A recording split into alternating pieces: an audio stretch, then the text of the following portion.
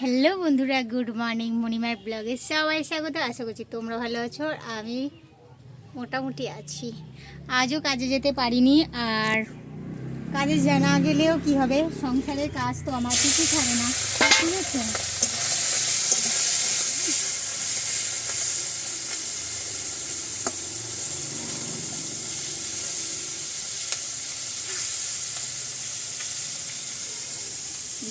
মাছ ভাজছিলাম, মাছগুলো কড়াতে দিচ্ছিলাম,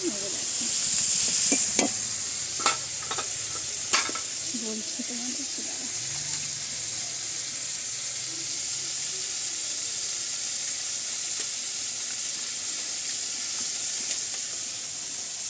তো এত রোদের মধ্যে দেখতে পাচ্ছ বাইরে পুরো খাই খাই রোদ উঠেছে, আর আমার এদিকে ভাত উপর দিয়ে দিয়েছি। আর এই যে দেখো কলমি শাক ভাজা করব, আর ট্যাংরা মাছ ভাজা বসিয়েছি, ট্যাংরা মাছ আলু, আর এই যে ঝিঙে আলু দিয়ে মাছের ঝোল বানাবো, ঠিক আছে। আর ভাত, আর কিছু রান্না করব না। এত গরম পুরো আমি ঘেমে স্নান হয়ে যাচ্ছি, আর শরীরটাও তো ভালো নেই। জাস্ট এই ওষুধ টষুধ খেয়ে আর রান্নাঘরে চলে এসেছি। মা বললো তাড়াতাড়ি রান্নাটা করে নে, যেহেতু এতটা রোদ উঠেছে বাইরেতে নে। আর এইটার মধ্যে না, এই রান্নাঘরটার মধ্যে ভীষণই গরম। এটার মধ্যে থেকে মানে আরও রান্নাঘরের মধ্যে আরও বেশি গরম গ্যাসের ওখানটাতে, কারণ গ্যাসের ওখানটা না একটুও জানলা টানলা কিচ্ছু নেই।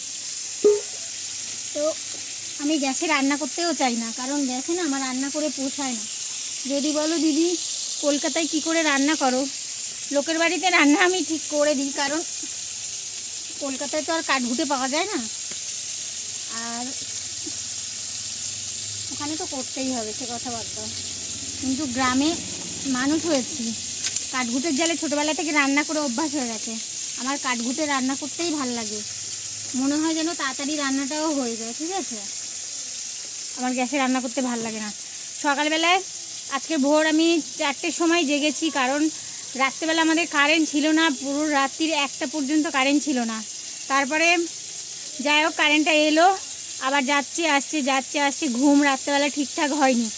তারপরে উঠলাম, আমি আজকে উঠেছি 4টের সময় জেগেছিলাম, 4:30টার সময় উঠে গেছি। উঠে গিয়ে না সমস্ত কাজ সেরে নিয়েছি, বাসি কাজ সেরে নিয়ে কাজে যাব বলে আমি ভোরবেলা আবার আজকে এত গরম লাগছিল, স্নানও সেরে নিয়েছি। নিয়ে ঘরে ঢুকে না তারপর দেখছি শরীরটা কেমন খারাপ লাগছে, মনে হচ্ছে আমি কাজে যেতেই পারবো না, এত কষ্ট হচ্ছে। তো কষ্ট হচ্ছে বলে আমি আবার শুয়ে পড়েছি। শুয়ে ভাবছি ঘুমালে তো আমার হবে না, আমার কাজের ওখানে ফোন করতে হবে, সবাইকে জানাতে হবে যে আমি আজকে আসতে পারিনি। তো সেটা একটা টেনশান থাকে, আগে থেকে বলে এসে ছুটি করলে। আর বাড়িতে ওই যে হুট করে ছুটি করাটা না একটু টেনশানের থাকে, কি বলবে না বলবে। আর আমি না একটু মানে কারোর কথা মানে সহ্য করতে পারি না, আমি আগে থেকেই বলে আসি বা ওদের রান্নাবান্না করে দিয়ে আসি, চেষ্টা করি এটা, ঠিক আছে। আমি কথা শুনতে ভালোবাসি না কারণ। তো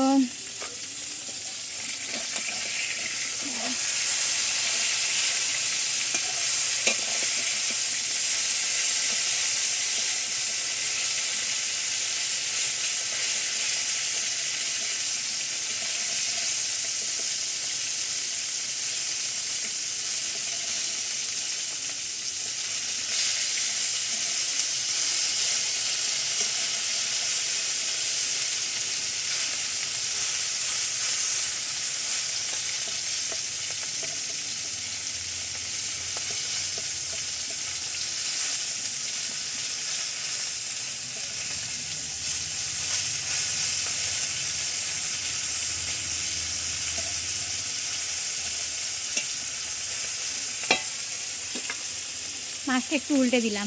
তো বাড়িতে থেকে কাজ আমার পিছু ছাড়ে না, ভাবলাম যে চুপটি করে শুয়ে থাকবো, কিন্তু সকাল থেকে পুরো 11টা পর্যন্ত আমাদের কারেন্ট ছিল না, ঠিক আছে। তারপরে চুপ করে শুয়েছিলাম, মানে সব ভোরবেলা কাজ সারা হয়ে গেছিলো বলে চুপ করে শুয়েই ছিলাম। তারপরে এই যে রান্নাঘরে চলে এলাম, ভাবলাম তোমাদের সাথে বেশ কিছুদিন ধরে আমি ভিডিও দিতে পারি না, আমার এত শরীরটা খারাপ না, আমি ভিডিও করতে পারছি না। প্রচুর ওষুধপালা খাচ্ছি, জানি না কি হবে, ডাক্তার বলছে অপারেশন হলে ভালো হওয়ার না হওয়ার চান্স বেশি। তো ওই জন্য খুব টেনশানে আছি, নিজে আছি বা সবাই টেনশানে আছে, মা বাবা। সব কিছু মিলিয়ে মিশিয়ে না একদম আমি ঘেটে আছি।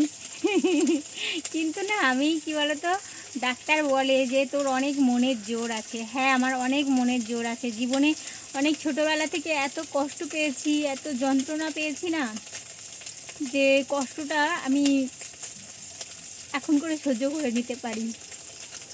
সে যে কোনো কষ্ট হোক না, মানসিক কষ্ট হোক আর শারীরিক কষ্ট হোক, সহ্য ক্ষমতা হয়ে গেছে। অনেকে অনেক কিছু বলে আমাকে, সেটা তার ব্যক্তিগত ব্যাপার। অনেকে খারাপ কথাও বলে আমাকে, ঠিক আছে, আমি ধরি না, বলতে দাও, বলুক। যদি আমাকে খারাপ কিছু বলে তারা যদি শান্তি থাকে, সুখে থাকে, থাকে, ঠিক আছে। তো চলো আমি রান্না বান্না করে নিই। আর মাছ ফাছ আমার খেতে বারণ করেছে, ঠিক আছে, মাছ মাংস ডিম সবই খাওয়া বারণ বলেছে ডাক্তার। তো বাবা সকালবেলায় জিজ্ঞাসা করছিল যে কী দিয়ে ভাত খাবি। আমি বললাম আমি তো আর মাছ ফাছ খাবো না, তোমরা কী খাবে দেখো। তো বাবা এই যে ছোটো ছোটো ট্যাংরা মাছ পাঠিয়েছে, বাবু মা বাজার দিয়ে আর ইয়েতে গেল, ওই যে স্কুলে গেল। সকালবেলা আমি পেঁপে সিদ্ধ আলু সিদ্ধ দিয়ে ভাত খেয়েছি, আর এখন এই যে মাছের ঝোল দিয়ে ভাত খাবো দুপুরবেলায়। এই হচ্ছে ব্যাপার।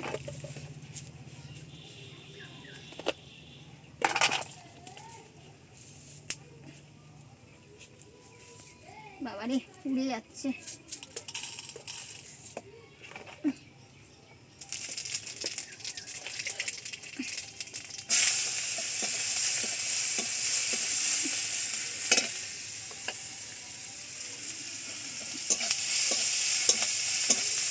ওটা খুব জ্বলে উঠেছে, মনের ধারে যেতে পারছি না, এত গরম লাগছে।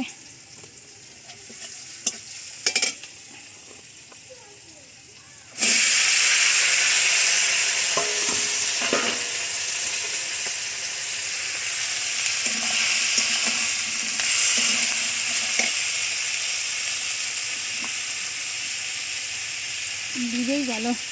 তো চলো আর কথা বলতে পারছি না। সবাই সুস্থ থেকো, ভালো থেকো।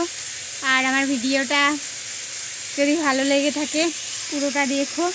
সেটা সবাই সুস্থ থেকো, ভালো থেকো।